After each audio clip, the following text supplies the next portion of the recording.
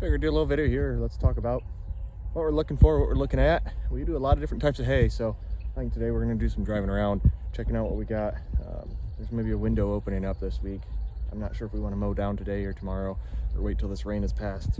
But right here, we're at the home place. There's the ditch. You can see back there, this is the barns we're putting up. Now the south side of this ditch, we got like 23-ish acres of alfalfa grass. You can see some of the grass. We'll look into that here in just a bit. And then on the north side, we've got a straight grass stand. It's a mixed stand of different grasses, but they're all grasses. There's no legumes, no clover, no alfalfa, all perennial cool season grasses. So we'll look at that on the way back up to the barns. So let's walk out into this alfalfa a little bit. It could be a little bit taller. It is a new seeding, so we'll take what we can get. It is about knee high here. Really nice. I thought we had some weevil damage in it earlier, and I think we did. I think we're at the point where we're looking to mow here soon.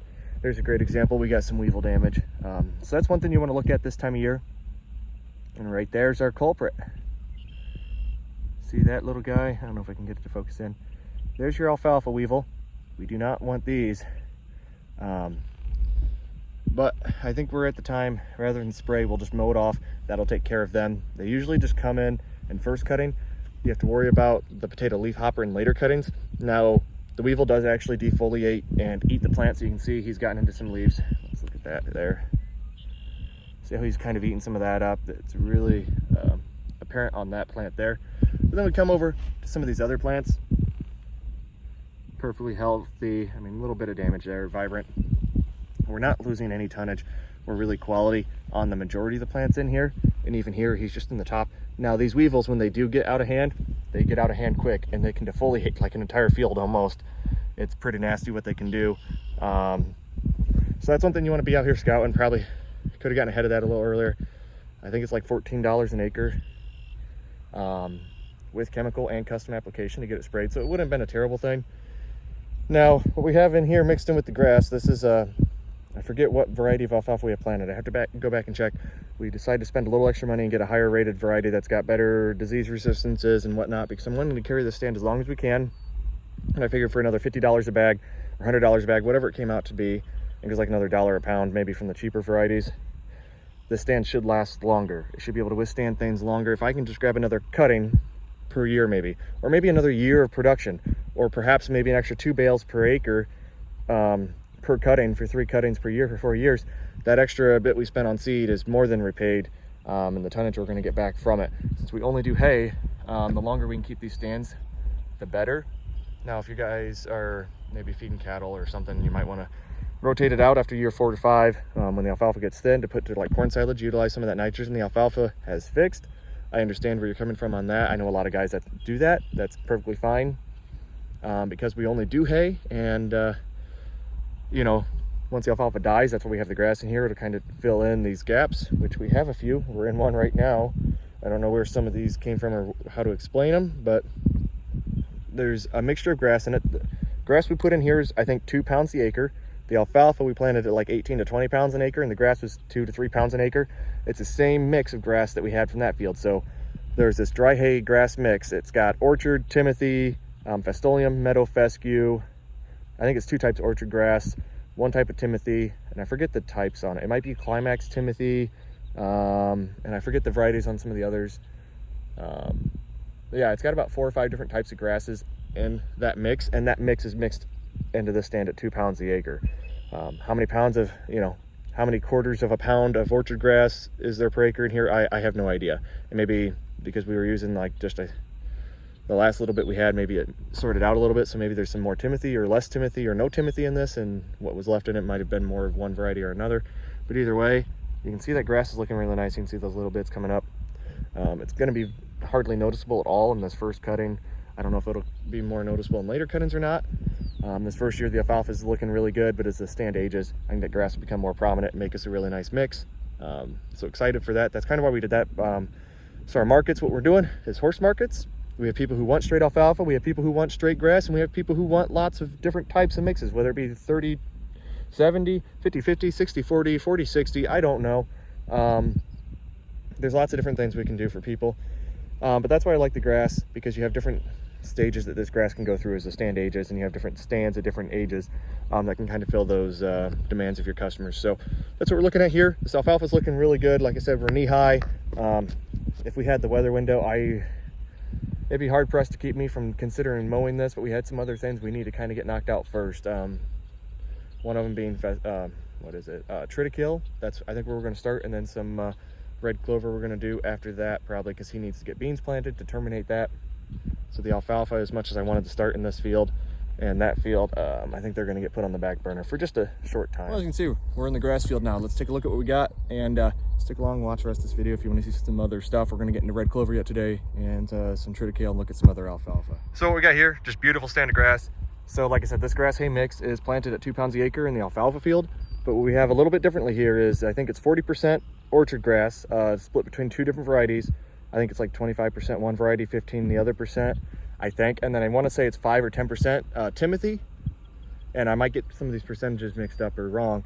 And then I forget what the percentage is after that. It's split between Festolium and Meadow Fescue. One thing I did add to this mix, because I wanted to add it, and I don't know if it's right or wrong, because I'm seeing a lot of it out here now, is Meadow Brome, because it does like to spread. So orchard grass, what we got right here, it's a beautiful hay. I was tempted to do just a straight orchard grass stand, maybe orchard Timothy. Timothy's really great at first cutting tonnage, and I haven't seen much. I haven't seen any Timothy heads out here. I'm not really great at identifying grass without the heads on it. But Timothy's really known for its first cut tonnage, and then it kind of falls off after that. Doesn't do the heat or dry weather at all. Maybe you get 2 cuts if you're lucky. Orchard grass is known to do 2 to 3, 4 cuttings. If you have the rain. Meadow Brome is known for that 3 cutting range, and I think Meadow Fescue, when I talked to the salesman, he was really pushing that one. He suggested that heavily. It does not have the endophytes that typical tall fescue has. Yeah, and I keep saying this while looking at orchard grass. But beautiful orchard grass we got there. I believe this is the Meadow Brome we added in. Why I added the Meadow Brome is it does like to spread. I think it's more of a turf grass, or at least it spreads. While orchard grass is a clumping grass, it will go to seed and maybe seed itself if you cut it late enough in first cutting, but it's not going to spread from the root ball, kind of like I believe the Meadow Brome should. So we drilled this in, and you can see I don't like seeing soil. I want something that's going to kind of fill in that's not weeds. So I'm hoping the Meadow Brome will kind of do that. Right or wrong, we added in. I wanted a lot of different things here because every type of grass has its advantages. Timothy will help push that first cut tonnage, and then if you see Timothy heads in it, you can say, well, hey, it's Timothy hay. Horse people love to hear that, and it might entice them to buy it more. Or you just put Timothy when you list it for sale. I'm not saying it's wrong or right, but a lot of them, some may not know exactly what they're looking for, and if they hear Timothy, at least draws them to it. Then they come out and look at it in person and see how nice a hay you got, and at least it gets people in the door sometimes, maybe having that Timothy on it. So first cut tonnage and the brand awareness that Timothy's great for. Orchard grass is a good performer throughout the whole season, and Meadow Fescue, he really sold me on. He said it was very similar to orchard grass, maybe more drought tolerant, heat tolerant than orchard grass possibly. So curious to see how that kind of works out. We're going to kind of pay attention to some of that. The Meadow Brome, maybe not quite as heat or drought tolerant as like an orchard grass from what I was reading, but because it spreads, we mix that in. Festolium is just part of the dry hay mix. I spent hours researching this, and I don't remember a great deal on the Festolium side of things, but it's maybe just another tonnage booster. It's just different things that might perform in different conditions based on whether you got wet ground, dry ground, droughts, lots of rain, heat, cold. Having different varieties, maybe they can perform at different times and allow us to keep pushing some decent tonnage, where if you just had a strictly straight stand, maybe it'd suffer under certain conditions. While when it thrives, that's great. But I want something that's more consistent, so hopefully this will kind of get us there. And you can see we just got nitrogen put down 2 or 3 weeks ago now. It is looking amazing. We put down urea and AMS. I think it was 100 pounds an acre, 50 pounds of each. I could be wrong on that, or maybe it was 100 pounds an N. I'll just go back and look at the sheet we had, but this stuff is just absolutely thriving, especially in the south end of this field. It does thin out a little bit, not really thin out, but it's a little shorter for whatever reason on the north end. We've got it's all clay soil here, but there's some sandier stuff kind of down towards the ditch in this area. May sit a little bit wetter down here. I don't know if that's gonna be a little bit drier. It's all clay, so it holds moisture really well, and we don't have any shortage of moisture now. We're coming out of a drought. From last summer through fall, through winter was a drought, and then this spring we've just been inundated with rain nonstop. So I don't think we have any shortage of water now. certainly hard to find windows to try to get in the fields. I wouldn't mind seeing this mature out a little more before I mow it. That's why we're out here kind of looking at it. The orchard grass is now just heading. You don't want to let stuff mature out too much. I'd like to keep that green color, that vegetative state. The orchard grass is an earlier maturing thing, and I didn't realize just how early, I believe this is meadow brome, just how early that stuff, maybe this is meadow fescue, but whatever this is, this matures out really early. It's got decent amount of vegetation to it, but a little bit thicker stem. Not really thicker, but harder stem, like the orchard grass is a thicker stem, but maybe softer than whatever this is. I believe that's the meadow brome. Still looks really nice as long as it holds color pretty well. As it matures, or maybe it matures slowly, it's just gone to head, but it'll keep doing vegetative growth. I'm not sure. I guess we're gonna find out as we watch it. That one definitely was a lot earlier. I'm really hoping to see some Timothy heads in this before we mow it. Well, I'm waiting for my wife to get done to church before I go look at some fields so she can come with me. But we got some problems here. Look at all that slop. So this is stop number 2 of the day. This is the triticale. We got this field, there's some there, some on the other side of the ditch. I think it's like 35, 40 acres in total. And I don't think this is unique that it looks like this. It's unique that it happened in general, but talking to someone else with triticale out this year, they're chopping theirs today. You know, with these cold snaps we've had, even being a cool season annual, just not performing how you'd expect it to. I know they got nitrogen down on it. We're doing this with our local extension office. This is actually extension ground. This is like a test plot, and they wanted someone to come bale it, and I was, I guess, the first person to get a hold of them, and so we kind of secured that opportunity. So right there's your first head I've seen, really. And I don't know if maybe they just had impure seed, if that's rye or if that's triticale. I haven't spent enough time with it. That's obviously, I don't think that's wheat, bearded wheat maybe, I don't know. I'm kind of new to all this. We baled enough oats to know once you start seeing those heads coming through, which I'm not seeing much here. We get down in it. Still all looks very vegetative. So that's a good sign, at least for what I'm doing dry hay. The oats, we've had some real issues when it's the milk stage. No issues at all getting it dry. But we get to that pre-heading or mid-heading, when it's unfurled, those heads hold moisture like there's no tomorrow, and it just doesn't dry. And we really, really fight it, and it takes a lot longer. And we're in the spring where windows are short. I'm hoping we can just mow this, ted it, and have it dry in 3 or 4 days max, because it looks really nice. It'll make some nice hay. I'm really hoping we can get it baled up and done, but I'm still on the fence if we want to mow. This is kind of where I'm hoping to start for the year. If we mow it high, leave it on some stubble and ted it, I think we can get it where we need to get it to dry bale it. It looks really nice, makes some nice cow chow. Probably what we'll end up doing is round baling it all. It may be big square baling some. I guess we'll see how big the windrows look before we decide what balers we bring out here, but that's just kind of tentatively what I'm thinking, to just round bale it. I think that'll probably be the easiest. But if there's more out here than I think, then I do want to big square bale some. Well, third stop of the day after getting some half lengths for the skid steer, checking the triticale. Here we are in this stand of alfalfa, I guess. I don't have any great words to describe it. It's here, I guess. This was planted last fall, not by us. This is a field we're renting now. We were going to be buying it by the ton this year. Landowner who planted it late. I mean, there's a lot of reasons why it's the conditions it is. I don't agree with kind of why he waited so long to get this in. I mean, there's a stand here. This stuff's not looking great to me. We're actually renting it this year instead of buying it by the ton, which would have been great if you had a beautiful stand. Buying it by the ton maybe seems more attractive now because there's not a lot of tons to be had out here. It's here, don't get me wrong. Yeah, we'll see how this year goes. I was really hoping this would catch up and take off a little better, because I want to mow it down with the next field I'm going to go look at, because they're kind of in the same area. But we got, I think it's 52 acres here, and it goes from that road to this road. This field's awesome. I've never been in it before. This will be my first time making hay on it. I guess we'll see how smooth it is, but to have long runs like this, it's going to be so easy for raking and baling and just everything. But then you have all these dead spots. Just, if we can get a longer term lease on it, and we'll see how this stand performs later through the year, really probably needs tore up, or maybe if I knew I had longer lease, this is just a year lease we have. I'm not looking to plant more alfalfa into it at this time. By the time we can maybe secure a longer lease, it's going to be too late to plant any alfalfa back into it. We could throw some grass in here, make it a mixed stand, which wouldn't be all bad. I just don't know if there's enough alfalfa here to want to keep it. I guess we'll see. We're working with the trust that owns this.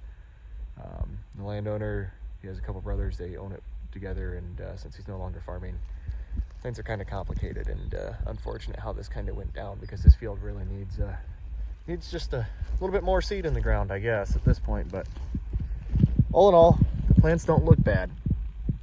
They don't look great, but yeah, maybe it'll take off a little more. It's going to be 2 or 3 weeks before we probably get to this anyhow. Maybe there's enough tons that we can mow it at that time. I'm really hoping we can get 3 cuts off it. I'd be disappointed if we're only getting 2. It's not terribly weedy though. Some dandelions here or there, I don't mind that.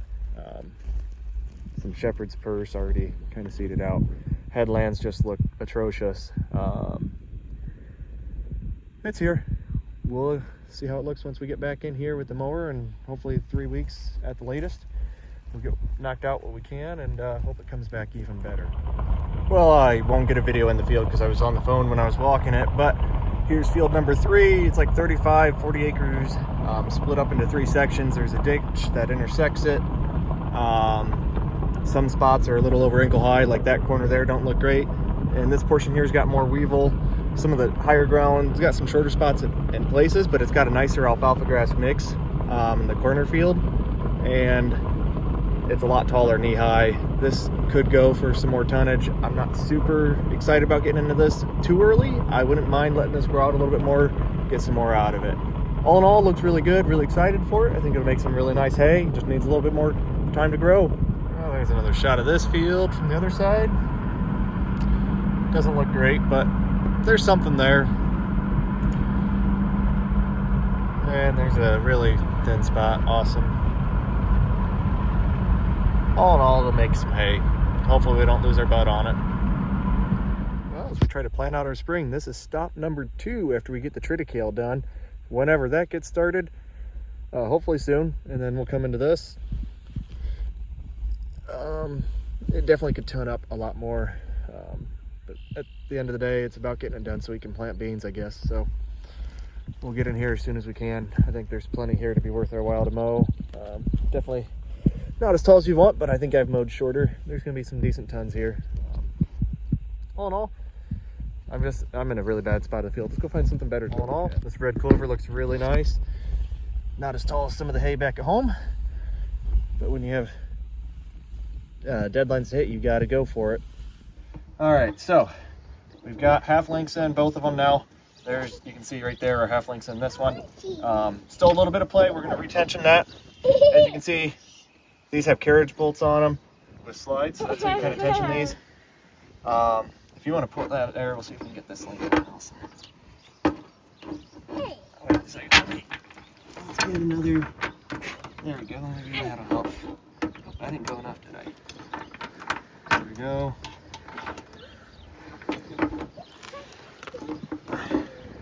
Okay, you can pull that then.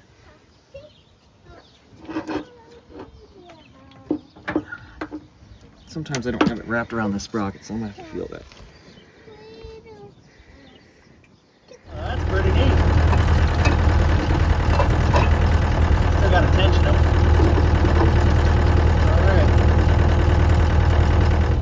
Today really got away from me. We're swapping monitors around for the round baler, big square baler, and whatnot.